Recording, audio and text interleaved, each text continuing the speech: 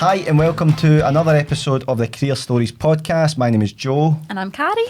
We are careers advisors, if you don't already know, for Skills Development Scotland. Our roles are to help people, advise people to figure out what they want to do. However, we get a change of scenery here as a host of this podcast, where we actually talk to career professionals in their current roles, find out a bit about their journey from school up until now, and also about obviously what they're doing at the moment, but also their future ambitions and what they are they still striving for something else as well. So we're really excited today. Yes, so we've got the very lovely Eilidh Wynd, who is a commercial sales executive for Simon Howie Foods. Very fancy job title. I love it. Sounds way cooler than it is. No, it's fancy and it's cool in its own way. So you do quite a lot. You've got your job, but then you're also doing a lot of like sharing your experience of working in that sector. So we'll definitely get your socials at the end to share with everybody. But you're originally from Dunblane. You have a bit of a musical background. You've done some teaching. So really, I want to get into the nitty gritty of how did you make this journey to where you are now? So we quite like to start with like were you at school? What was your plans? And then kind of go from there. Yeah. So I was very much a SWAT in school. I've got a teacher as a mum. So I studied really hard. Not that it really showed sometimes, but I did study. But I was like in all the committees, like S6. It was like a job needed done. I was the person that always was like, I'll do it. I'm very type A, very like want to get stuff done, which very much continues on to now. Everyone kind of knows me as a bit of that. My plan in school kind of varied, but towards the end of school, my plan was I was going to go and do language teaching. Okay. And I was like, I've got this plan, really set. Didn't quite get the hires I wanted, but I still like just about got in. But my mum was like, if you do teaching and education, kind of narrows down what you could do. So why don't you do teaching and business? And I was like, I don't know, because I wanted to be a teacher. Like, that's my plan. Because, I don't know, it's one of those things, because I'm quite type A, it's like, well, I have a plan, so I'm going to do my plan. That's my plan. I'm just like, try and open it. And I was like, I'm going to go to Strathclyde and I'm going to do teaching and education, teaching and languages, sorry. And I ended up going to Stirling Uni and did international management with languages. Best decision I ever made. Absolutely loved it. Stirling Uni's great campus. Big fan. But yes, I went to uni still with the plan of, okay, I'll do languages and business, and then I'll do a postgrad in education. Yeah. Started doing business and totally fell in love with it.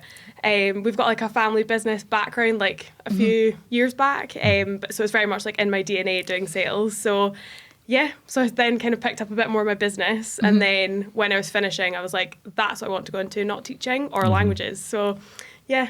Very different to school. Well, I was going to say I like this because I always, when we're in school, the one thing I talk to the pupils about is making the right first step. So not necessarily knowing exactly what the career is at the end of the journey, but the journey could be 4 or 5 years at university, college, whatever you may do. So is the journey right first? Yeah. And then from that, you'll start to obviously understand the course, the industries that it could take you, then the jobs, which seems to be what happened for you, I guess, exactly, which is good. Yeah, because I knew I wanted to go to uni, but like other than that, I was like, okay, well, I'm going to do this. But I'm so glad I went and then just kind of like slightly opened my mind a wee bit. So. And I think that's so difficult to do because you're right, there are like depending on the way your personality works and how you process things and things like that. I do think some people, they'll come to us and they have a very rigid plan in place of this is what I'm going to do and this is what I've wanted to do for a long, long time, and that is the plan. And it can be really difficult then if something changes, exam results or just life happens and it changes, and then they can almost have that feeling of I didn't do that thing that I said I would do, and it feels like a fail when actually it's not a fail. It's just a slightly different. Yeah, a pivot. I love a pivot, and I think being able to kind of take that and go with it can be a really good thing. But then also it's lovely when people do have that idea to be able to run with it as a starting point, and then as long as you can pivot, then you can figure it out. Did your international management? Because every time you hear the word international, usually that means you get to go abroad. Did you get to do that? Yeah, so I did a semester semester abroad. So I went to Pamplona in Spain, like the North Spain where they do the big bull run. That's what it's famous for. I controversially really did not enjoy study abroad. So it's funny because it's almost people who do study abroad by choice. Like if you're doing like journalism or something and you do a semester, people seem to have a great time. Quite a lot of language students, I think, struggle. So like I went to Spain, but I still had to do French when I was over there. So I was doing translation classes from Spanish into French. It was awful. Wow. It was awful. But it was a big change because like I lived at home for uni. So my first time living abroad, like away from home, was abroad with people who didn't speak English. The north of Spain is very different to the south. Some of the people were lovely, but it's not the really open Spanish culture that people are used to, like in the south. They're much more closed off. So I really struggled being a Scottish person going over wanting to chat to everyone and no one wanted to talk to me. So it wasn't quite what I imagined. Yeah. But again, so that was a bit of a pivot because I was like, I'm going to go abroad. It's going to be amazing. Like I'm going to tan. I had snow the majority of the time I was there. I was like, this is not what I was promised. So did that. And then I did 2 stints in France. So I did 3 weeks working just outside Bordeaux, doing like PR and finance, which is hilarious considering my finance skills. And then a week in Marseille on a language school. So like a few different experiences, but we don't export or anything with Simon Howie, so it's funny having like a language degree and I'm like only use it when I go on holidays. But, still a good skill to have. Exactly. Skills. So then if we speak about, you went on to the different degree and then you decided, right, you were thinking I'll do my postgrad in teaching and that'll be that, but then you went, no, actually this is what I love. Amazing. But then what happened once you'd finished? Like, how did you go straight to Simon Howie, or was there other things? Like, what happened? So I went on a graduate program. So that was kind of when I kind of realised like 3rd and 4th year teaching maybe wasn't what I wanted to do, and I was enjoying the business a bit more. I was like, okay, I think business of some sort. Yeah. So in 4th year, I was applying for graduate programs, and I got into the Bakkavor commercial program. So no one has ever really heard of Bakkavor, but everyone buys their products. So they do own label products. So the 2 accounts I worked on was, you know, the Tesco stir fry deal. Oh, okay. So that's made by Bakkavor and sold to Tesco. Cool. Right? So there's a few things like that, like desserts and pizzas, soups, like fresh soups. Most of it's made by Bakkavor or another company like that. So I was on their commercial program, but I graduated in 2020. Oh, yeah, I didn't see. So you didn't get a graduation ceremony? No, I got it 2 years later, which was really weird because then everyone kind of came back and you saw who'd got jobs. Oh no! So I was like, oh, I'm on like a commercial program. Like, oh yeah, so I'm still looking, and you're like, oh, this is so awkward. No. It was lovely though for like a little reunion. Yeah. But yeah, so I was really lucky actually because I was meant to start in the September of 2020 and they delayed it to January 2021, which was so good because loads of companies cut their programs for like my year group and the year after. So it was like I was quite lucky to still have a job. Yeah. So the January I went down south, so I was in Lincolnshire. What a place. Very different to here. Again, I felt like I was back in Spain, but because they were very closed off. Like I was trying to be very like neighbourly and like chat to everyone, and so but it was fine. Like I had a really good time, and like I lived with 4 other people on the grad programme, so it was kind of like a uni house vibe, which was really nice. So I had a great time. So I was there for 18 months. So I worked on, my first placement was with Tesco, so doing the stir fry and like pots of fruit, you know, you got like melon and pots. So that, and then the second placement was on Waitrose Bakery and Desserts. Yeah, so like all the weight you lose working on stir fry, you put back on again. So I did that, and yeah, loved it. It was really, really good. Like totally recommend grad programs. They've got loads of teaching, like got lots of lessons still. So I was learning on the job, but then we'd have like a graduate day where it'd be like, okay, you're learning all about finance or all about product development. So it's things that like you don't directly do, but you got to learn about. And then we worked with a company called Fieri, who loads of them are ex-army, but it's like a leadership kind of program. They're really hard to describe, but they teach you different leadership skills and like how to listen, how to work in a group, that sort of thing. Whilst like we went up Snowdon with them. Oh, so they're like communication skills up Snowdon, and like we canoed down the River Wye for like 7 hours one day, and like very cool company. So the program was great. Like I learned a lot doing that. So I'm glad I did that rather than just like straight into a job, I think. So it made the bridge easier. How did someone as shy as you end up in sales? No, so like obviously like, you talk about, you've learned a lot about the kind of business routes and the different areas of business, and even then I think that's a really good point you mentioned about Tesco and stir fry and the fruit pots, is that ultimately people just assume that gets on a shelf and that's just it, right? So maybe don't understand how much each product has a plethora of jobs to help them get to that point. Yeah. So what was the transition for you from the graduate into realising that, you maybe wanted to move into sales, or did you want to go into sales at that point? Yeah, so on the programme, I was enrolled in like the commercial programme. So there was like a finance programme, there was development, there was like 6 or 7 different strands. So when I was looking for grad programmes, my main thing was like a Scottish brand. So I looked at all like the whiskey companies and things. Yep. And I think my liver's glad I didn't get one. And then food companies. And Backavour's one came up when I was reading through it, and like all the programme kind of deal that came with it. I was like, this sounds really cool. And like commercial is not really a word that people use other than like commercial properties or something. Yeah. So when I looked into it, I was like, oh, this is kind of sales. You kind of chat a lot. And like I went for the assessment day, which was in London, which I was automatically like, this is amazing. Like got the underground. I was like proper like country bumpkin. And I'm not even like a country girl, but I was like, this is amazing. And they were like, why should you work in commercial? And I was just chatting away, and they're like, you're totally, like, because I am quite chatty and like personable and stuff, they're like, you're totally meant to be doing sales. So I was like, okay. So, but yeah, I was just like, that just kind of works for, and I love The Apprentice and all that sort of stuff. And like that sort of chat and trying to get the best for your people is like what I quite enjoy. So nice. Yeah, just worked out quite well. Do you know what I love about this is like, see when you when you think back to, so I think back to like my parents' evenings, I feel like you might have had similar feedback at your parents' evenings than I had, and it was a lot about chatting and like being like, oh, it's really, really lovely girl. Very chatty though. I got chatty and rushes because I usually get too excited. And my first review with my boss at Simon Howie's, Stephen was like, oh yeah, you rush a wee bit. And I was like, I've had that since like primary 2. Kind of like it's still an area of development. Yeah. but you're right. But clearly, like what I find interesting and why you brought that up is because you're now playing to your strengths. You're now using one of the skills that we probably advocate is a really important skill in any job, regardless what you're doing. That ability to communicate. And particularly in a job like yours, that's going to be key. You just have to be able to work as a team and because we're kind of the point of contact with like, okay, so what's this coming in at? What dates are happening? When are we launching? All that sort of stuff. People have to want to talk to you. So one of my bosses when I was at Backavour is like, you can teach skills like margins and like physical skills, but sometimes you can't teach something that's like so it's natural for me to go and chat to people, but I also have friends who find that really difficult but are more than happy on a spreadsheet, whereas it's quite hard to teach it that way, whereas with my one I'm like, you have to teach me to slow down slightly. Of course. So I'm like, that's maybe a bit easier, but I don't know. So and I think that comes down, we speak to pupils in school quite a lot about using like how your strengths, so as part of your career management skills, and one of those is strengths, and that can be,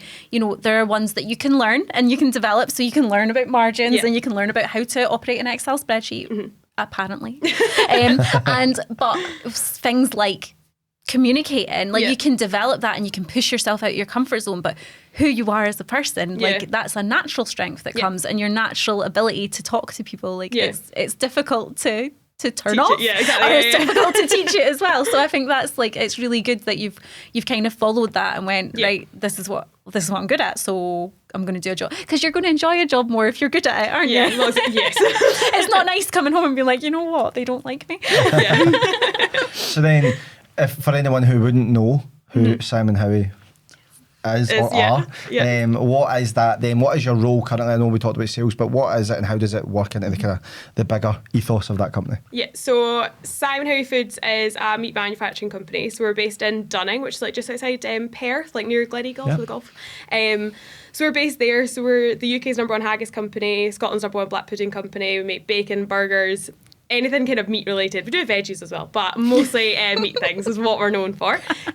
So my role, so hard to describe my role, but basically I work in sales, negotiation, organising basically, and I work between ourselves and retailers, so we're in all retailers, as well as like nationally listed, so that's a big achievement for a Scottish brand because it's hard to break into England sometimes, and we're in with all the supermarkets, as well as working with wholesalers who then deliver into hotels, restaurants, schools, that sort of thing.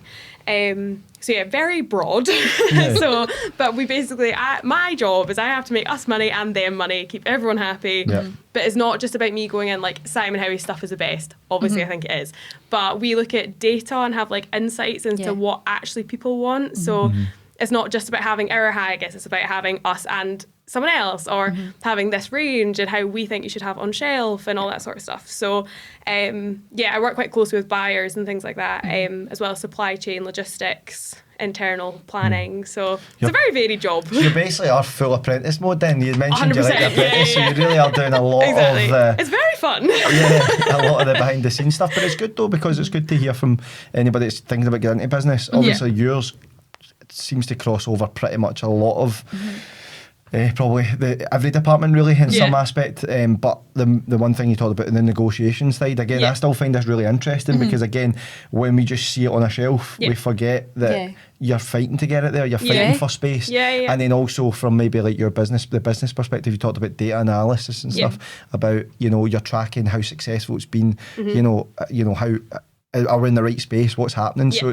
it's quite an interesting I love it, because there's 2 or 3 data companies. So we work with Nielsen, who buy your till data, and then we can see what's selling where, if it's been on promotion, how much of, say you sold 10,000 units, X amount was sold on promotion, X if it wasn't. You can buy club card data and look at what people are buying their stuff with. You can look at what is in different baskets. It's variant. I can geek out on it for ages. Some people are just like, whew. But there'll be like presentations about what, there was one recently, and it's about how different countries in the UK, how they react to new products, and Scottish consumers are more likely to buy new products to try it.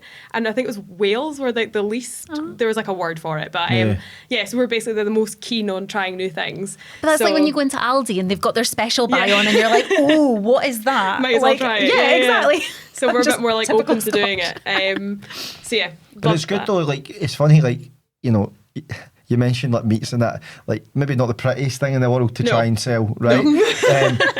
But however, you have to find a way to make it work in terms of like trends and things. It's just like selling any really wonderful product, like a TV or something. You're still in the same process, which is really interesting. And do you feel like, I don't know, how long have you done the job for now? I've been there 3.5 years. Yeah, and like, do you feel it's a job that you are constantly still learning and kind of tracking? And 100%, because it's even like, I mean, you try telling English people what's in haggis. It's they never don't the like easiest. it, do they? Well, to be fair, we actually sell more haggis in England than in Scotland, right? I know. Wow, well, if you think about it, England's bigger. To be fair, That's what we do to everyone. I didn't Everyone's go like, there really? either. I know. It's my favourite one to do to people. But yeah, it's hard though. So it's like you hear it from different people, like different techniques of saying stuff, and different cuts of meat and what's happening. So at the minute, like beef prices are really high, and so then you can hear all about like why that's happening, how that's impacting farmers, how it's impacting like the auctions, all that sort of stuff. So I don't really need it exactly for my job, but it's good for like background knowledge. So like I went to an abattoir when I was quite new to the job,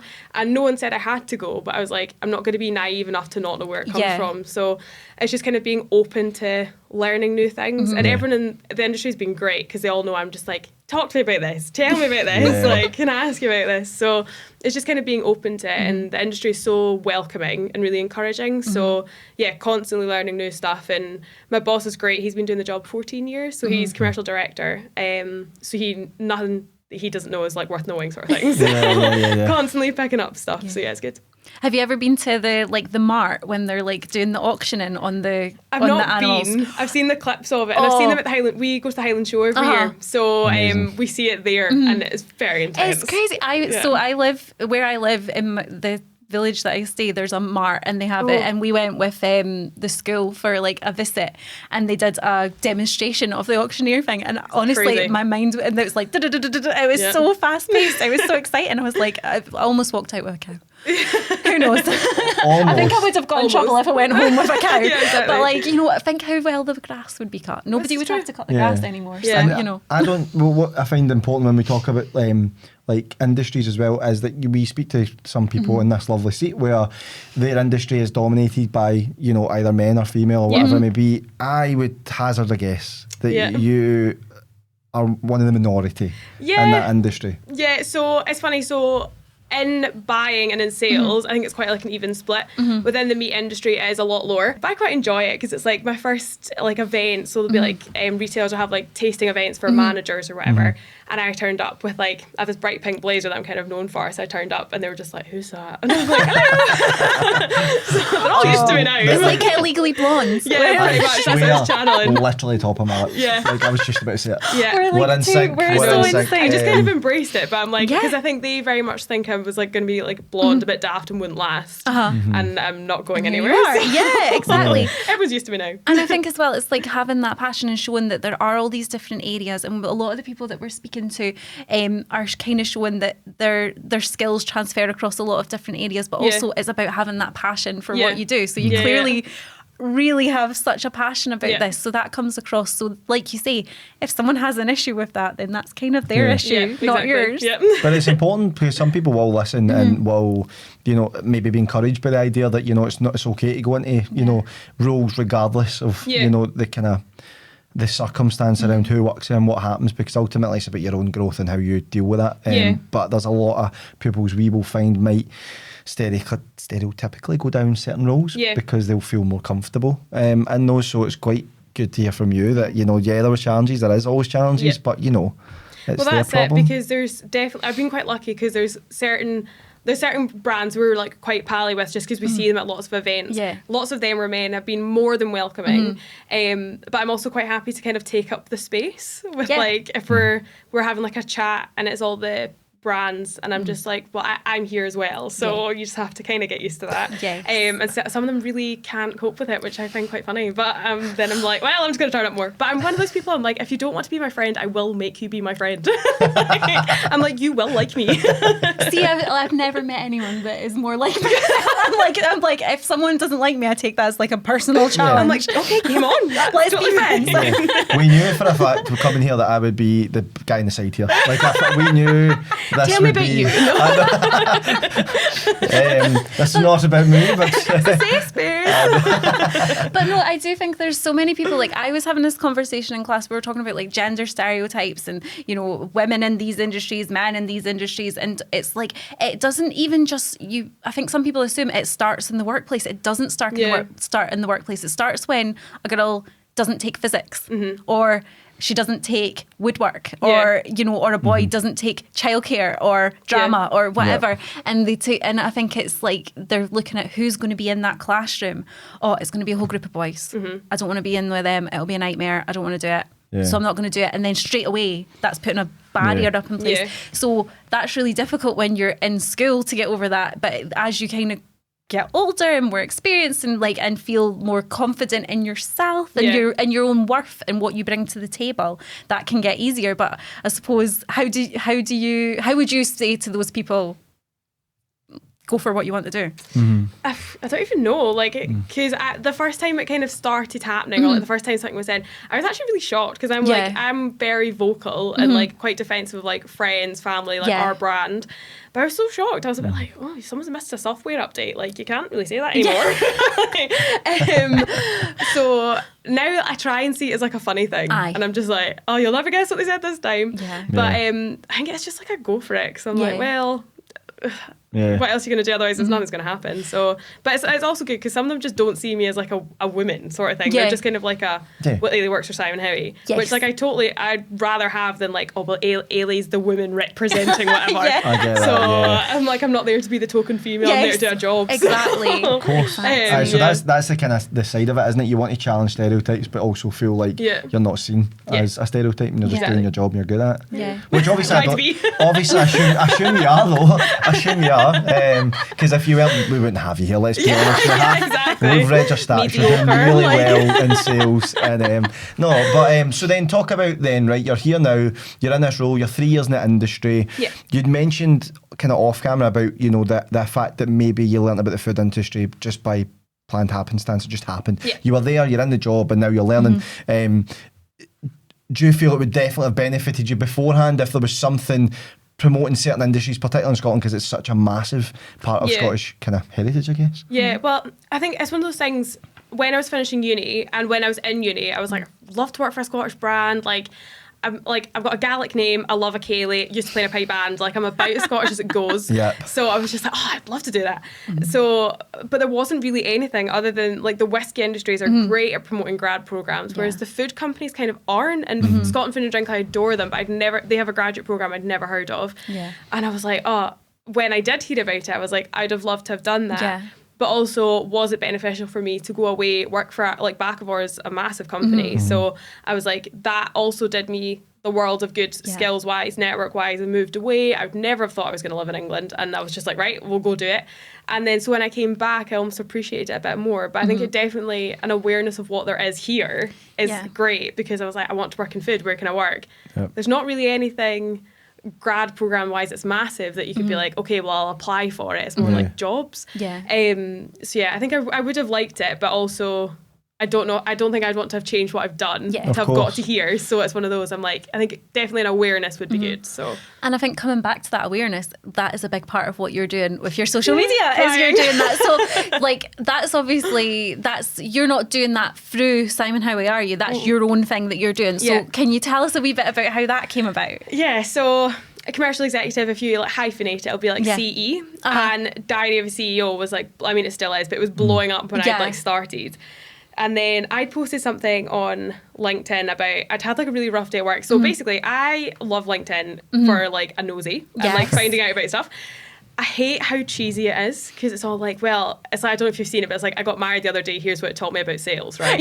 Like, that meme kills me every time. I love it. Like, I ran a half marathon, I was like, here's what it taught me about business. And I'm like, oh, whatever.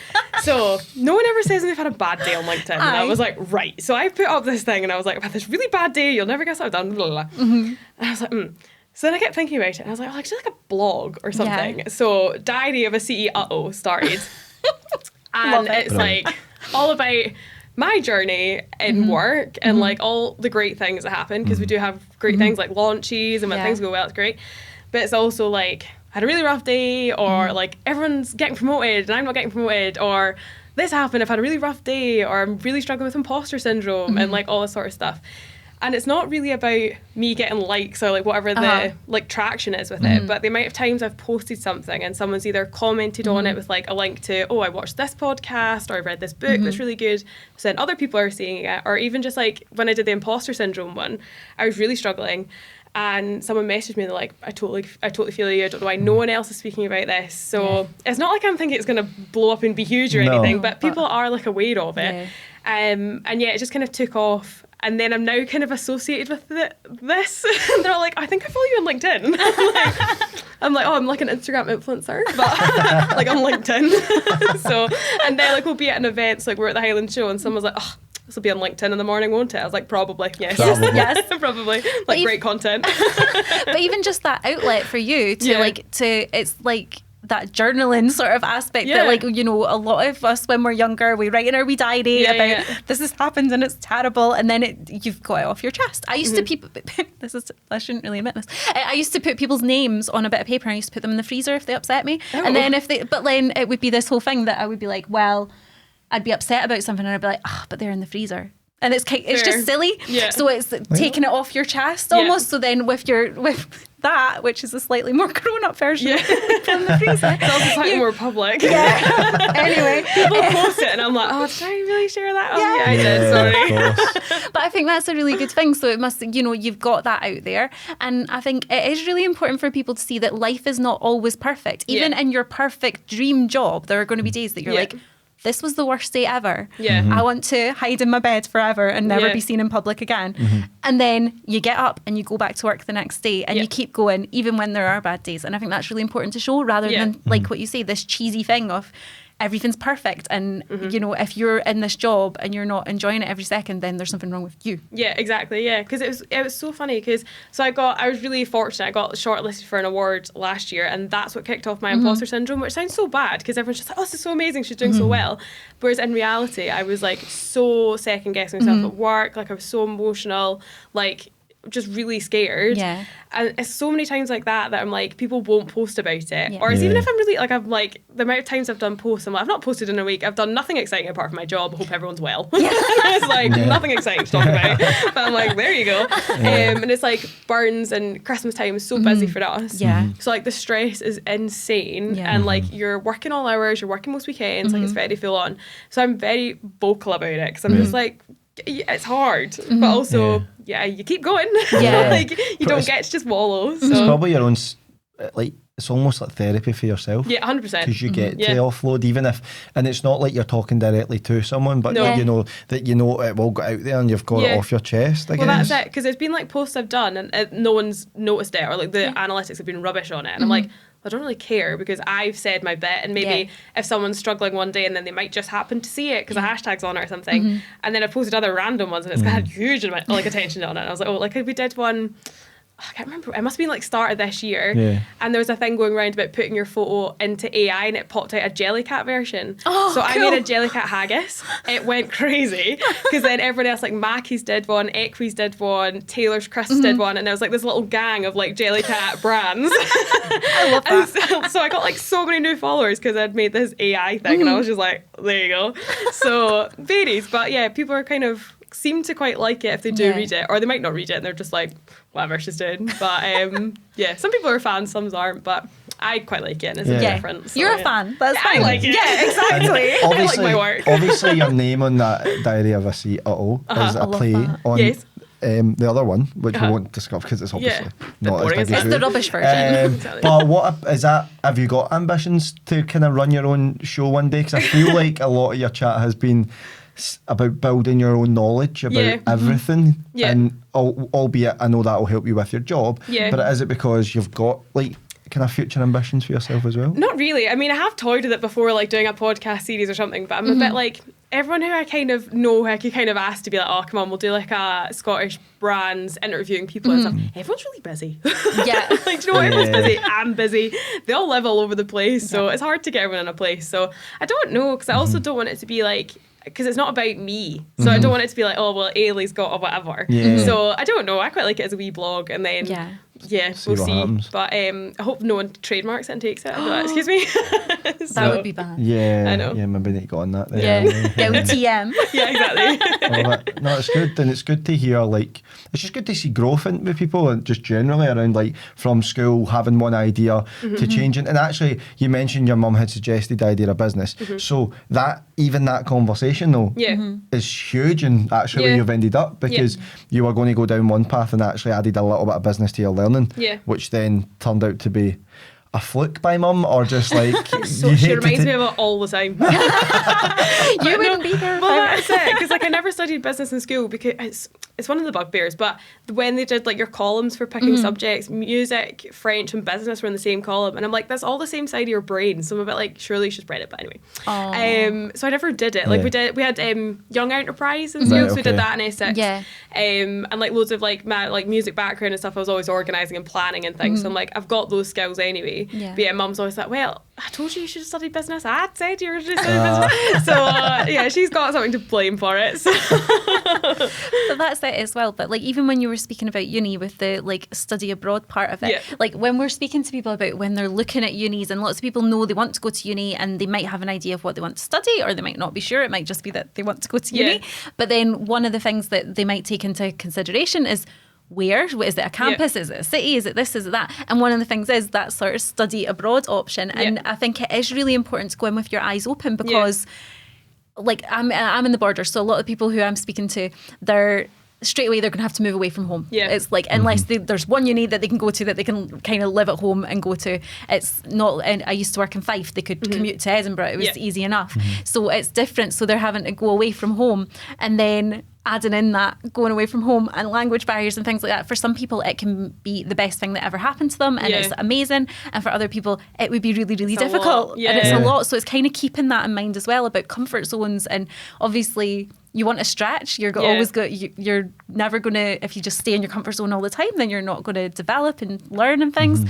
But how big of a stretch is it? Because you don't want to snap exactly. as well. So I think it's really important to that, as much as that's an exciting, good thing, it might not be for everyone. So I think that's really good to kind of And I never planned on going to Stirling because like I'm local to I went to school in Stirling. So I was like, I'm never going to Stirling because like, you know, why would I? And then I was like, I'm going to go to Strathclyde. And I went to the open day at Strathclyde and nothing against Strathclyde, but I hated it. It was awful. I had a really bad experience and like I ended up crying in John Lewis with my mum and it was like a whole thing. And then we went to the Stirling open day and like the campus is gorgeous at Stirling, like you can't deny it. But open day every year is always a sunny day. It's like the campus is like, ta-da, here you go. And like I'm from like a sporty background, so like I've been brought up playing tennis at the uni when I was like tiny. So it was like very like special place for us anyway. And I went to we always went to the like the language chat and then I always went to the student life chat because that was a fun one. And my dad this time was like, why don't you go to a marketing one, because I think he might quite like marketing. And I went along and loved it. The guy was great and I actually never ended up doing marketing or any module, but like that was kind of what sold it to me.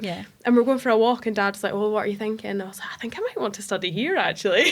So my like very set plan was very much pivoted, but it was the absolute best decision because then like I could nip in and out of town if I wanted and then could still stay at home because I was 17 when I went to uni, so like there was no hope of me going out, so it was fine.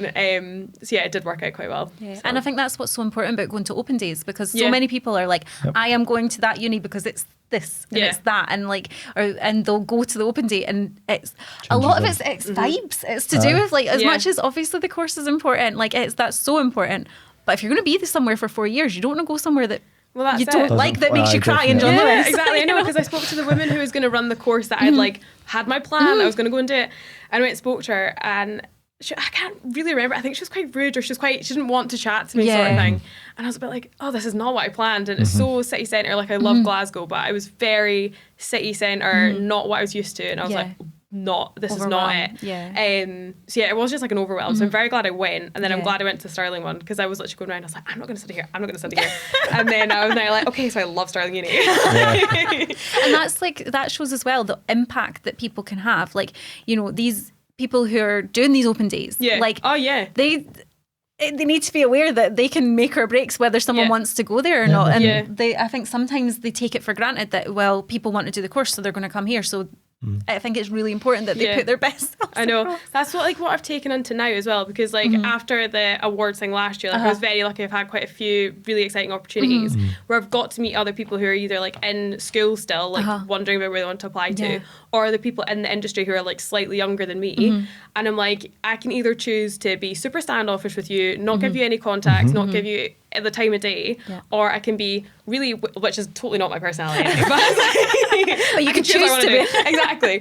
Or I can be like, okay, do you know this person? Can I help you with this? Like all this sort of thing. Like we were at an event at Dumfries House, and a girl who's just started doing a grad programme. I think she's on the Scotland Food and Drink one, I can't quite remember, but she was new, and I was like, have you met this person, this person, this person? No. Okay, let's go and you can chat to them, and I'm seeing her at an event in a few weeks. So it's one of those things that's like, experiences that have been slightly more negative have made me even more keen to be positive with other people and make sure, like, do you know where you're going? Do you know what this is? Do you know what I'm talking about? Be the person that you would have liked to have been there for you. Yeah, so 100%. The try anyway. So. No, I picked up on something though, right? That you said that you've talked about your music, which you've fantastic. We'll find out more. And you mentioned tennis. So, like, was there a point though through your youth of sport and like music, like? Did you see yourself maybe doing something with that, or was it always just kind of like a pastime? So not with sport. That was very much like fun. I was very intense with tennis when I was younger. Like I'm from Dunblane, Andy Murray's from there. It's not that exciting. So not the most original sport choice. So like I loved it, but it was just very intense, and it stopped being fun. So I was just like, I don't like doing this anymore. So I took a big break from it, and now I'm back playing like socially, and it's fine. Nice. But yeah, so I was a tenor drummer in pipe bands. So I started that when I was like first year of school, because my big brother's a piper. So I saw the drummers, and I was like, much more fun than piping. So I was like, I'm going to do that. So I did that, and then I taught in different schools locally. I taught abroad a few times, which was great. Taught on like websites, like webinar things. So that really took off. So there was a plan when I was like fourth year. I was like, I think I could probably do this full time, because I was teaching at a couple of private schools and online. And I was like, I probably could go with this. But I think partly I was saying that because in case I didn't get a big girl job, which is nothing against folk who are like drumming teachers, because you can make like a great career out of it, great money. But I think I was kind of like I don't have to try and find a big girl job because I can just be a drumming teacher. So it's totally fine. And I don't have to push myself out my comfort zone. Yeah. And then I was like, actually, I don't know if I want to do that full time. And it's a big time commitment doing pipe bands. So I was applying for jobs. I got this job going down south. And then I was like, okay, I think I need to take a back step from bands and go and do this. And I've actually not gone back because I almost did so much of it. Like, I'm very much like an all or nothing. So, like, I got the job at Simon Howie and I was like, cool, haggis is my new personality. That's it. That's all I'm going for. So, but it was the same with pipe bands. Like, I had band practice in Glasgow twice a week. I was teaching 2 or 3 times a week. We'd have weekend practices. I'd be away teaching. It was like a lot. Yeah. So, there was a plan of doing it, but I'm really glad I changed my mind. And now I can just, like, my friends are still in it, so I can go and support them. Yeah. And I'm like, no, I'm happily retired now. So I'm like a retired former pipe band person. So, but still very much in like the thick of it for like the news and things. But no, very glad like I managed to separate it because I also don't want to make your hobby how you make your money because that's what I started feeling because I loved it. But then when I started getting paid for it or traveling for it, it then becomes a job. And then you're like, oh, it's not so fun anymore to then do it on the side. So yeah. So it's something you can go back. You could start like a Simon Howie pipe band. Or well, something. Simon is a top tier accordionist, so he used to travel the world in a band. So he's that, and then his grandkids are all quite musicy. So I mean, it's on the horizon. It's a possibility there. You know, can you imagine the adverts, the marketing? Yeah, Amazing. Trademark. Exactly. No, it's good. The reason I always ask is because obviously you've got pupils who have got hobbies and things that might commit fully to it as a potential career path, and other people will find, like similar to yourself, a decision to be made at some point whether or not it's really what you want to be taking forward. And obviously it's worked for you. I mean, you've been successful, you're currently successful and doing well with all your... In fact, when you mentioned there, I'm all in with haggis, is your Instagram handle not got... my personal and my work, I have a work haggis account. They both do. And like my WhatsApp, it's Eilidh Wynd, and everyone's like, what is this? And I was like, you need to meet me. And then it's like, oh, this all makes sense. This is so that really is all in, if isn't it? there's any foods that you would make your personality, it's got to be haggis. Yeah, it's niche, but like I'm totally in for it. And like now my nickname is Haggis amongst friends now. Like they'll just shout it, and I'm like, yes. I once went on a date with a guy called Haggis. Like, I don't think his name was actually Haggis. Surely not. He was nicknamed Haggis. Was his second name Haggerty? I think his second name was Haggerty, and we went on a date to the cinema. It was awful. I think mine should be mac and cheese. Like, that's all I eat. Like, when I go out, like, every restaurant I go in, if I've got it, I'm eating it. Have you tried black pudding with mac and cheese? Oh, yes. It's very good. Black pudding by the way, scallops. do you know what I didn't realise? I actually want to do that now, which means she's really good at sales. Yeah. Just threw it out there and I went, I haven't, but it sounds interesting. Very nice. But I need it in my life. Oh my goodness. Yeah. I know, black pudding feels like it's always just a morning thing. Oh, see if you crumble it. No, actually it's really, an really all nice. day. Is it an all day thing? I would always just have it in the morning. Yeah. Like a morning roll or like a big breakfast or something. Pigs and blankets mac and cheese is really good as well. Strathmore Foods do it. Very nice. Plug £5 from them. Use code. Exactly. But no, it's very good. That's awesome. But I think that you said earlier, obviously, that sell of haggis to like outside of Scotland, because to us it's haggis and you eat it and it's lovely and it's amazing. So my partner's from England. We won't hold it against him. But he loves haggis, but he had never had haggis till he came to Scotland. And I was like saying that we were literally having this conversation last week when I knew that I was meeting with you. And I'm like, what do you mean you've never had haggis before you came to Scotland? And he's like, we just don't have. And I was like, shut up. How could you live a life without haggis? Yeah, you can buy. It's quite readily available in England as well, but they just don't try it. But there's weird things. We'll go down south a few times, like Tesco's head office is down in London, Morrison's and all that. It's like Leeds. So we go down for like meetings sometimes or showcases. And we went down and showed, do you know what beef olive is? Right. They had never heard of beef olives before, which I was really surprised. Is that a Scottish thing? Yeah. So I think it's also like a northeasty kind of thing as well. But so we took them down, and because we'd served it was like beef olives with mash and gravy. And we're like, beef olives, and like, what's that? And I'm like, so it's Lorne wrapped in beef, and like, what's that? And I'm like, oh, right, so Lorne is the whole thing, Then they'll try it and they love it, So I feel like I'm in a unique position here, right, where I could change one part of food in England because you're here. So what I'm going to say is, Simon Howie, can you put potato scones everywhere in England, please? I know it's not part of what you do, but how much of a nightmare when you get a breakfast and thing and it's there's no no potato touch. Do you scone? know the amount of emails we get from customers, and it's like, I can't get this in this sort of place, can't get this. Lauren is a big one. So you can get Lauren in the northeast of England now, just saying. But you can't get it in a lot of places. Yeah. And like I found it when I went down to Lincolnshire, there's weird things you crave. Like I don't eat Lauren that often. When I went down south, that's the only thing I wanted. Yeah. And I was just like, I can't get it. Like I can't get it. So it's really weird. But yeah, it's just hard to get it. And then you have to fight so hard for shelf space. Because like Scotland, people buy brands more than like own label. It's totally opposite in England. It's very own label heavy, not as many brands. So it's really hard to get space, especially for something that's seen as quite niche. Yeah, of course. So we're but if fighting they the tried fight, it, they would know. Well, this is the thing. So yeah, we're fighting the fight. But Yeah. I can't believe I'm like in shock. Like it's things that you don't realise that are Scottish though. Yeah. Like I was seeing this to someone the other day about like the word squint. Oh, like right, if something yeah. squint. Yeah. Apparently that's not an English thing. Well, Like they would say they mean like squint, like squint your eyes. The But 4 people I lived with in my house, like I adored them, but I gave them an education because they'd never heard of like diluting juice. It was not a thing. Guising wasn't a thing. Oh, yeah, So, yeah. And it was just like loads of things like that. And I was like, I think I just got really Scottish as soon as I went over the border. I was like, right, I just be super patriotic. And it was like, there was 2 other folk on the scheme. So there was maybe like 20 people, but there was maybe 2 or 3 people per branch. So it was like 2 people doing commercial, 3 doing finance, that sort of thing. So I think there was maybe 3 or 4 of us in total from Scotland. And it was so insane how Scottish we all went. It was just like, right. So, where's our And kill? then, Yeah, and then when you mentioned scheme there, you had to tell them that's also something totally different in yeah. Scotland. I know, and it's like I taught them how to Cayley dance. And it's like our kitchen, it was so funny. Like, because I moved in, it was the second wave of lockdown. So we were like, we all have to be friends now because we don't have a choice. Yeah. So I was like, I must have moved in like the 4th of January, and then obviously Burns is the 25th. And I feel like it was very much foreshadowing my future career because I was just like, cool, we're going to do a Burns supper. I'm going to cook you haggis. You have to speak to obviously Simon Howie's. And I taught them how to Cayley in this really skinny kitchen. And I was like teaching them like a gay gardens and all this. And then we had like a ball thing at the end of every grad year.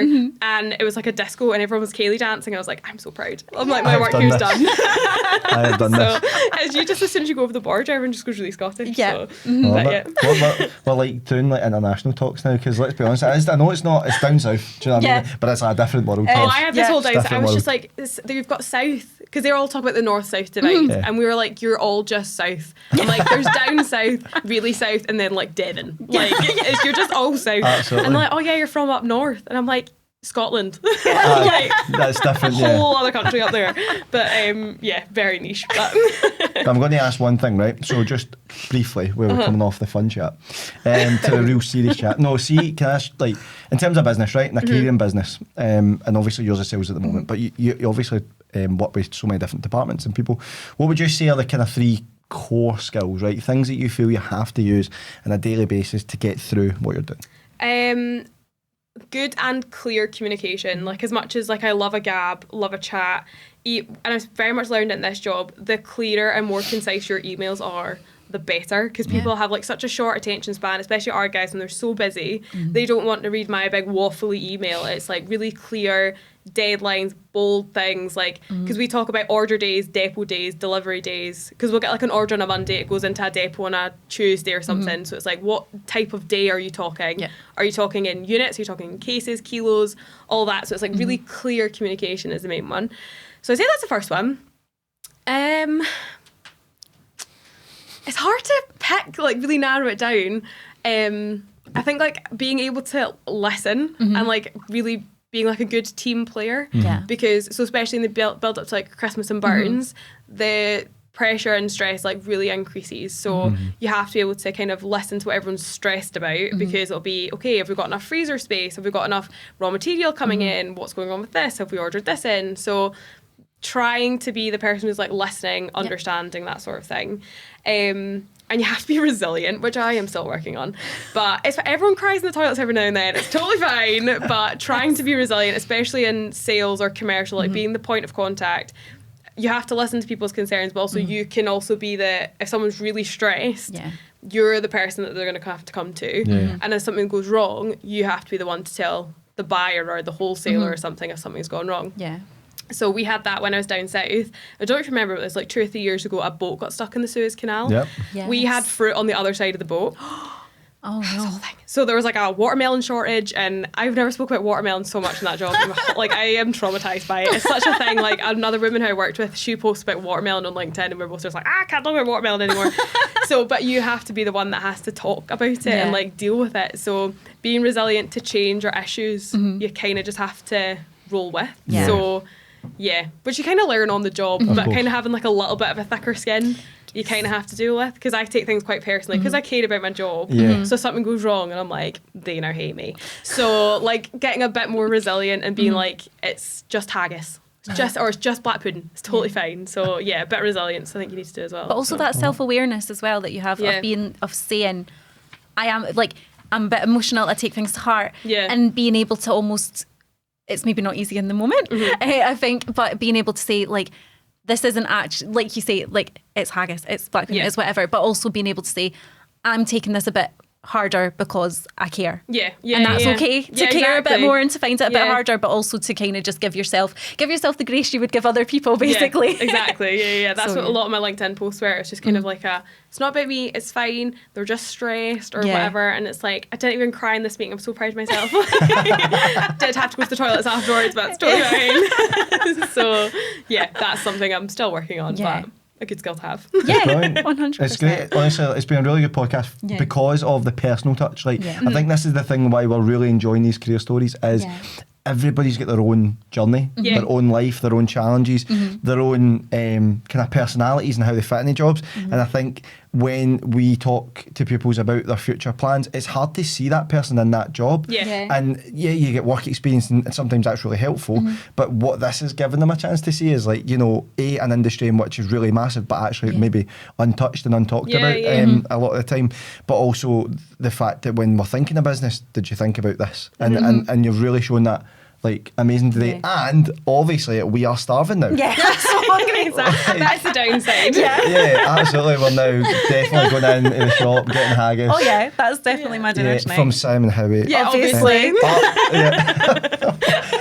That was ridiculously perfect timing. It was so great. Can we just decide right now that we're best friends? That's what's happened here today. Obviously, I found a new podcast. That's it. You know, we'll be back in and obviously there are other food brands we can't discriminate against them as well. They're all awful though.